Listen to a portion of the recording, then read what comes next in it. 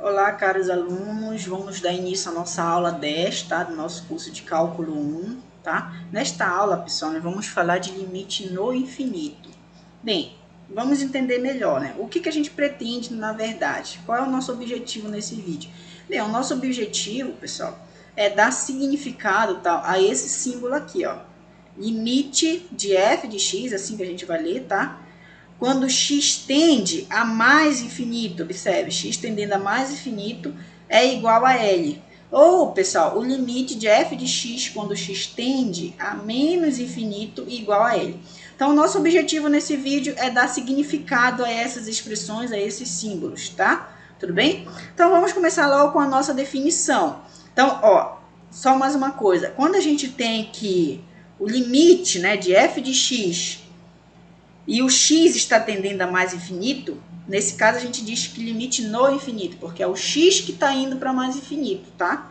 Não significa que é a função que está tendendo para mais infinito. Nesse caso, x está tendendo a mais infinito. Então, limite no infinito, né? Limite no infinito, ou seja, o x está no infinito. Ou seja, o x está indo para mais infinito, tá? Ou menos infinito, tá? Perfeito. Então, vamos começar logo com a nossa definição, tá? Bem, a gente vai tomar uma função f, tá? E um ponto A real.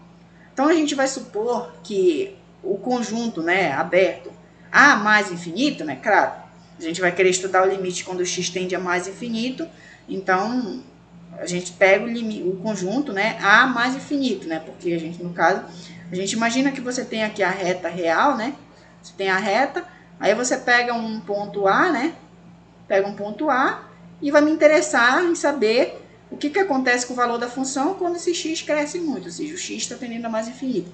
Então, a gente pega o intervalo de que começa em A e vai até mais infinito e a gente pede que esse conjunto, né, esteja contido no domínio da função, tá? Para a gente poder calcular o f da função, certo?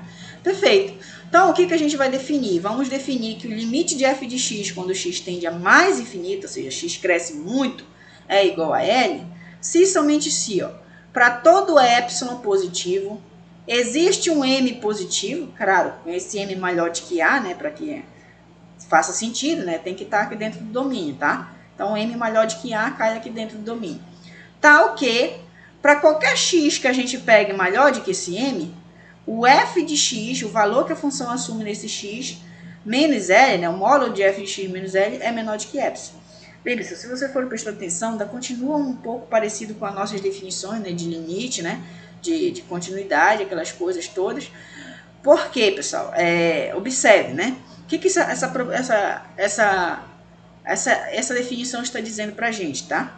Então, eu quero dizer que quero que o limite de f de x seja L. Então, imagine que você tenha o L bem aqui, né? Ele vai ser, digamos, vai ter essa faixa aqui, né? Esses aqui são os valores que a função vai assumir em x, né? A gente pretende que esses valores da função f de x tendam a esse número L.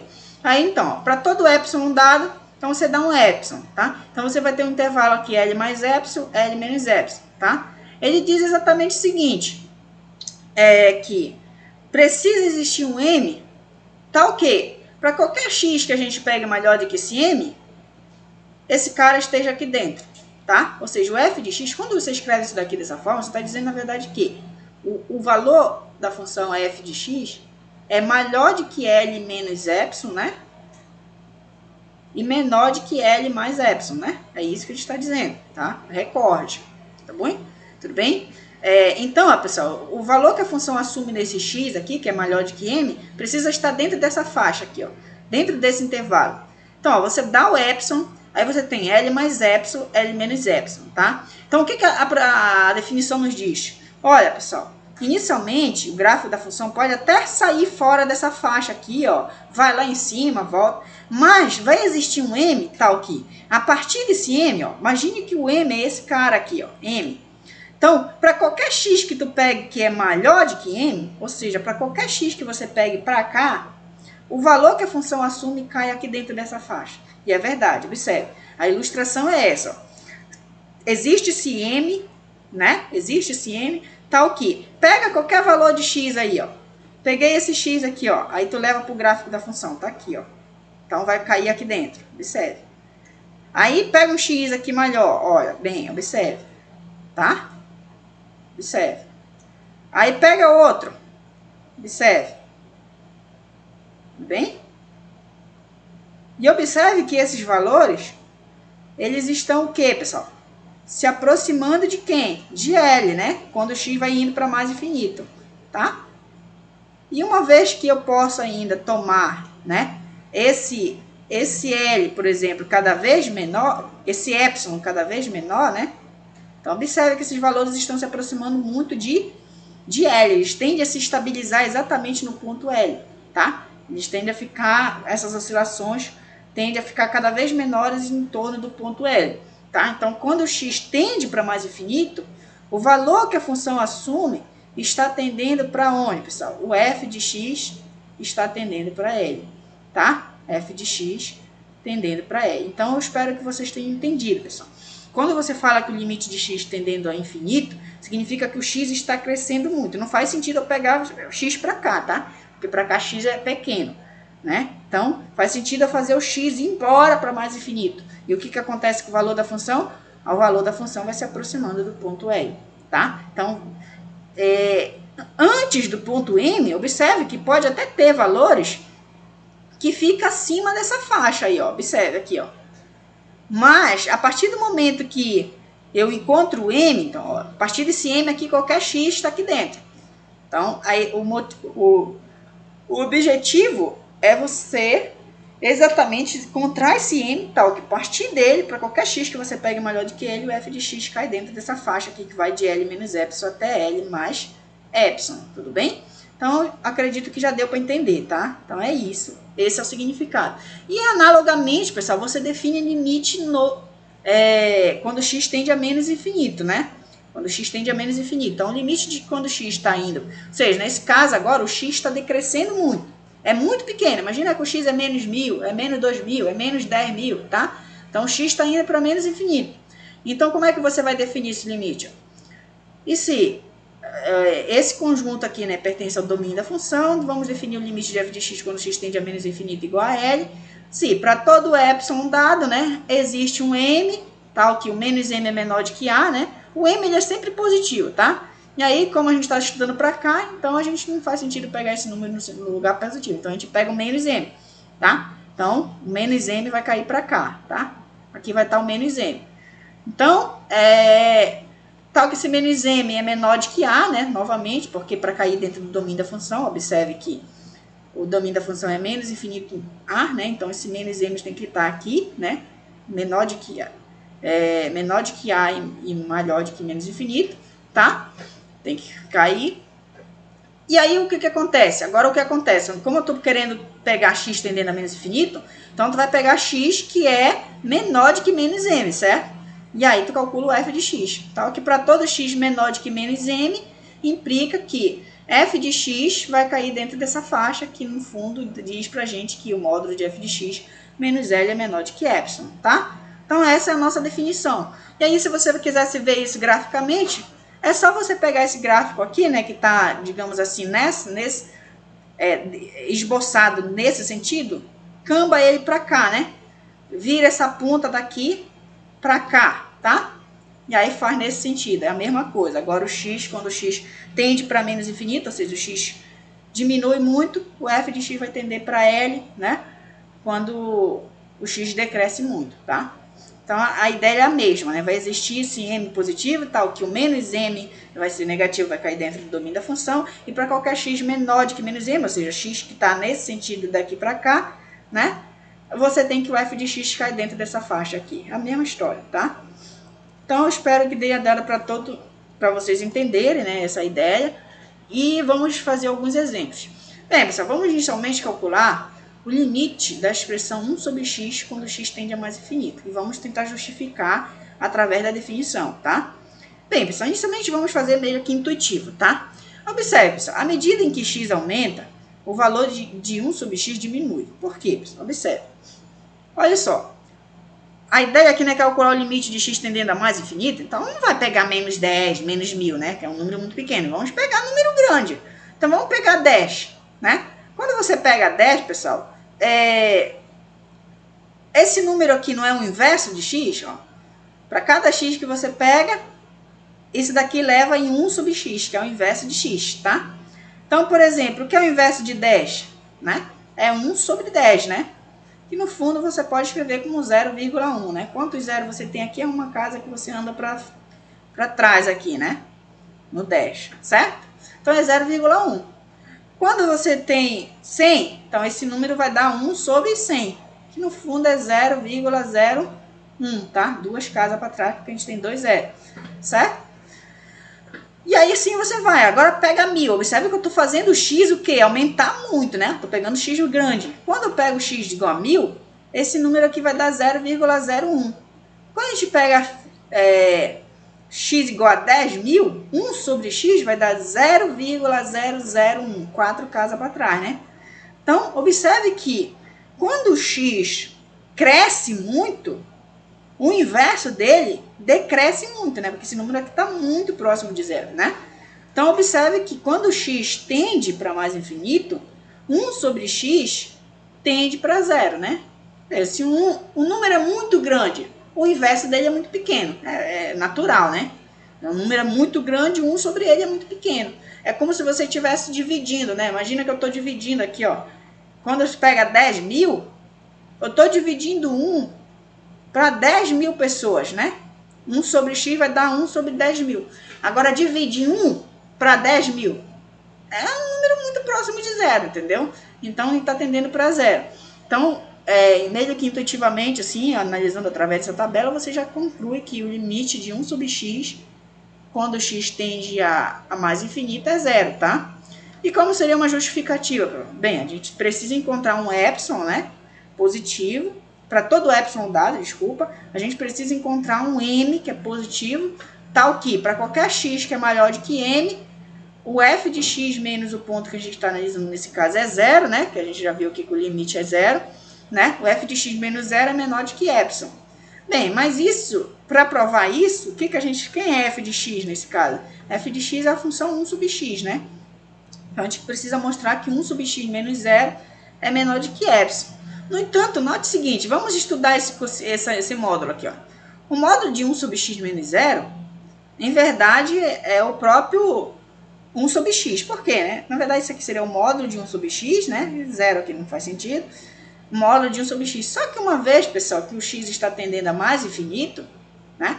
O x não está tendendo a mais infinito, a gente está pegando valores grandes, tá? Está pegando valores grandes. De forma que, se um número é positivo, 1 sobre ele também é positivo, pessoal. Entendeu? Imagina que você pega 10. 1 sobre 10 é 1 sobre 0,1, que é positivo, entendeu? É um número positivo. Não tem como tu pegar um número negativo e o inverso dele quer dizer, um número positivo e o inverso dele dá negativo, certo?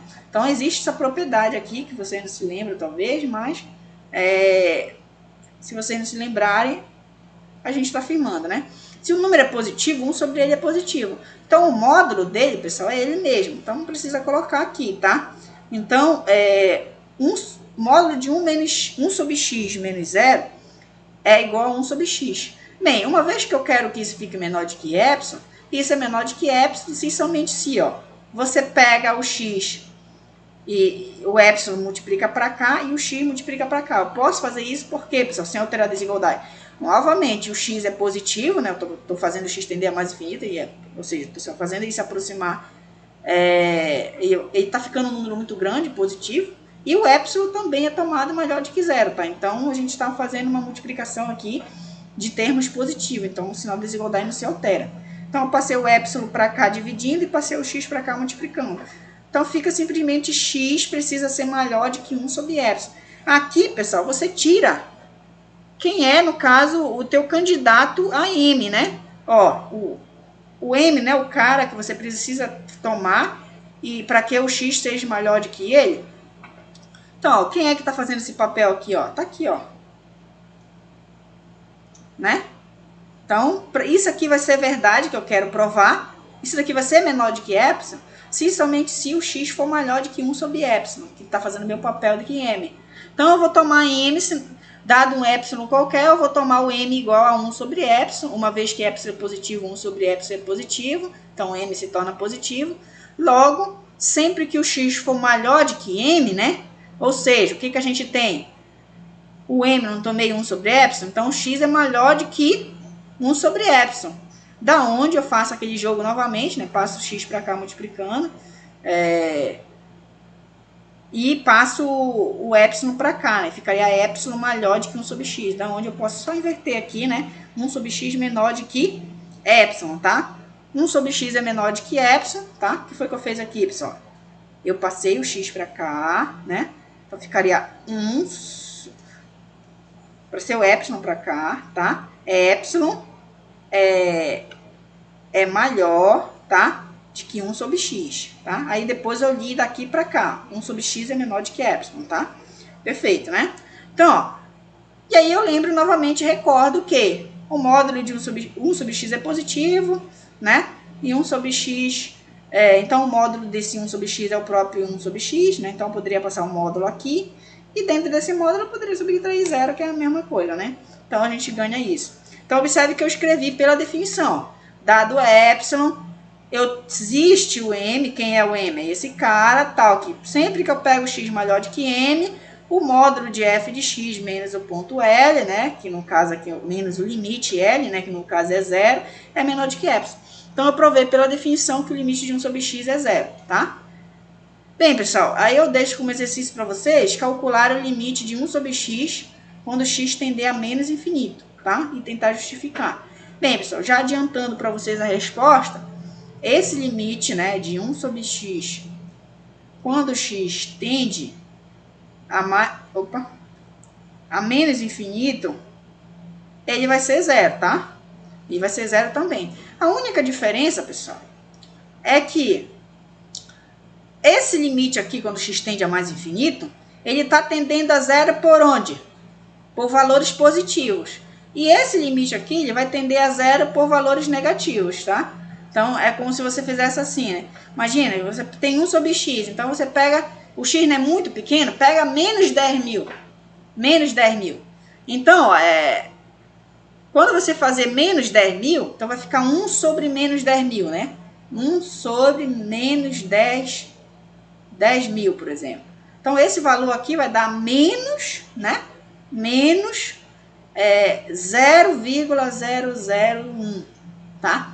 Então, observe que esse número aqui, ele está muito próximo de zero, só que por onde? Pelo lado negativo, certo? Ele está muito próximo de zero pelo lado negativo, enquanto que, quando a gente estava estudando isso daqui, 1 sobre 10 mil também estaria muito próximo de zero, mas por valores positivos, observe. Então, a ideia é a mesma, basicamente, das demonstrações, do cálculo, tá? Da tabela. Só que um vai estar tendendo a zero, digamos assim. Um vai estar tendendo a zero pela direita, né? O valor de f de x aqui vai estar se aproximando de zero pela direita. E por outro, o valor de f de x vai estar se aproximando de zero pela esquerda, tá? O valor, no caso. Então, pessoal, já adiantando, o limite de 1 sobre x quando x tende a menos infinito também é zero. Em verdade, pessoal, uma observação que eu deixo, o limite de qualquer potência de x, quando ela está no denominador, é zero, tá?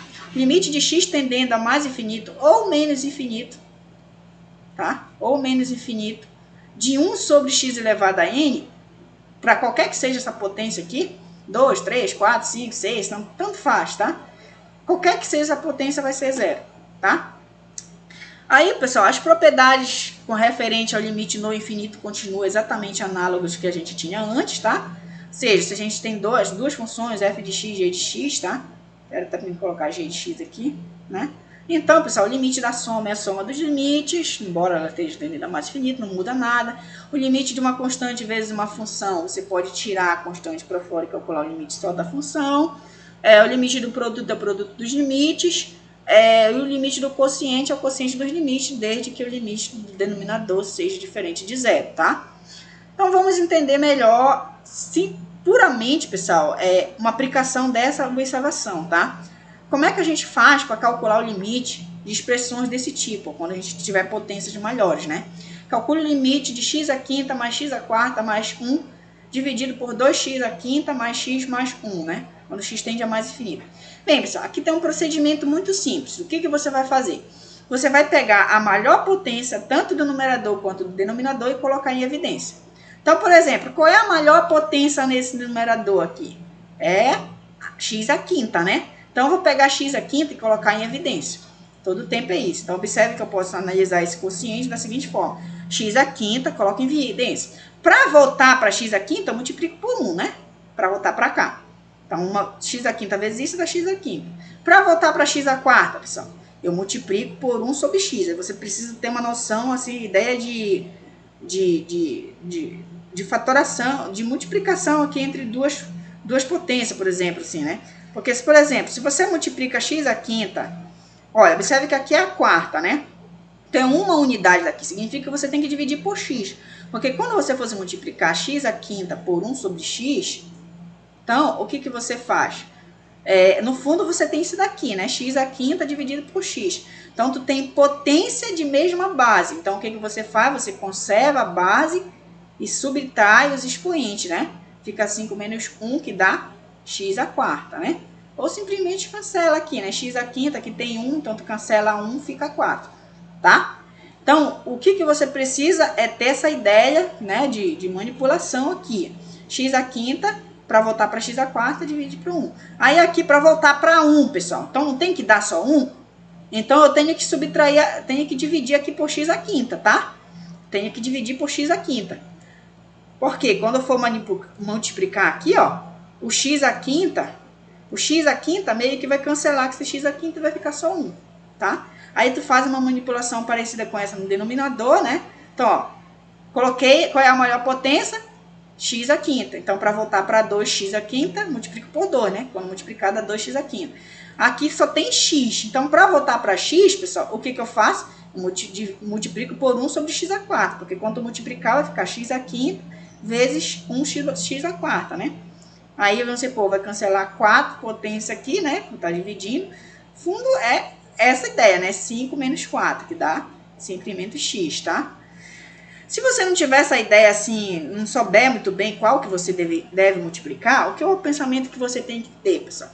Olha, eu vou colocar x à quinta em evidência aqui, né? X à quinta. Por exemplo, bora pegar esse cara aqui, o x, tá? Coloquei x à quinta em evidência. Aí, eu não sei qual é o número que eu tenho que multiplicar aqui para quando eu voltar, dar esse cara. Então, qual é o pensamento que você tem que pensar? Eu quero o número que quando eu multiplicar por x à quinta, vamos supor, imagina que esse número é A, tá? Eu quero o número que quando eu multiplicar por x à quinta, volte para cá, né? Porque eu não quero alterar nada. Então, eu coloquei x à quinta em evidência. Então, eu vou querer multiplicar alguma coisa por esse A e tem que voltar para x. Esse A é o que eu quero descobrir, né? Então, quando você faz isso, você isola. Você isola, né? Quero o número quando eu multiplicar por eu quero o número quando eu multiplicar por x à quinta, né? Observe, eu tô querendo que volte para x, tá? Então, quem é esse A aqui, que quando tu multiplica por x à quinta, volta para x, né? E aí, tu usa esse pensamento, ó. Eu quero o número A, que quando eu multiplico por x à quinta, dá o próprio x, que é o número que estava aqui, né? Que eu não quero alterar nada. Então, o que a gente vai fazer, ó? Basta você pegar, analisar aqui, isolar o A. Então, o A vai ser x sobre x à quinta, certo? De onde você cancela, né? Se conserva a base e subtrai os expoentes, né? Fica 1 menos 5, né? Que aí, isso daqui dá x elevado a menos 4. Só que x elevado a menos 4 é 1 sobre x², tá? Quando está elevado a um número negativo, você pode colocar ele para baixo com sinal contrário, tá? Então, você pode ter esse pensamento, tá? Então, o número que eu vou multiplicar aqui é 1 sobre x à quarta, observe. Se você não tiver dificuldade, entender. Mas primeiro, muitas vezes a gente tem dificuldade, depois a gente pega a mãe. Então, ó, x à quinta, aí agora aqui tem 1, né? Para mim voltar para 1, eu multiplico por 1 sobre x à quinta, porque aí o x à quinta ia cancelar esse x à quinta e voltar só 1, tá? Então, ó, a gente faz isso. Esse é o procedimento padrão que você vai fazer sempre, tá, pessoal? Então, você vai pegar a maior potência e colocar ela em evidência, tanto em cima quanto embaixo. Aí, quando você fazer isso, você observa que você já vai meio que cancelar esse x à quinta, e esse quociente aqui, né, ele pode ser escrito dessa forma. Então, por que você faz isso? Porque você ganhou expressões, pessoal, da forma 1 sobre x elevado a n. E a gente acabou de ver nos exemplos acima E quando x tende a mais infinito, essas expressões vão tender para onde, pessoal? Para zero, né? Então, ó, passar o limite aqui quando x tende a mais infinito é passar o limite nesse coeficiente quando x tende a mais infinito. E a gente sabe que aqui no fundo do que está implícito aqui, poderia quebrar em limite da soma, soma dos limites, né? Limite do quociente, quociente do limite, enfim. Então, observa que esse vai para zero, esse vai para zero, esse vai para zero, esse vai para zero. Observe que a gente viu que 1 sobre x vai para zero, mas aí observe a observação que eu trouxe aqui, né? Em verdade, 1 sobre x a n vai para mais infinito. Quando x tende a mais infinito, vai para zero, independente da potência. Então, aqui a gente tem um exemplo disso, né? 1 sobre x a quinta. O que acontece, em verdade, pessoal, é, por exemplo, né? Se você tem 1 sobre x, vai para zero. 1 sobre x a quinta vai para zero muito mais rápido, porque ele está indo para zero com uma potência de quinta ordem, né? Então, observe. Se esse número aqui for pequeno, for grande, esse daqui é mais grande ainda, porque ele está elevado à quinta potência, né? A mesma coisa aqui, a mesma coisa aqui. Então, a gente tem, ó, que esse vai para zero, esse para zero, para zero, para zero, e vai sobrar simplesmente quem, pessoal? 1 aqui e 2 aqui. E aí, o limite da constante é a própria constante, nesse caso, o limite é 1 sobre 2, tá?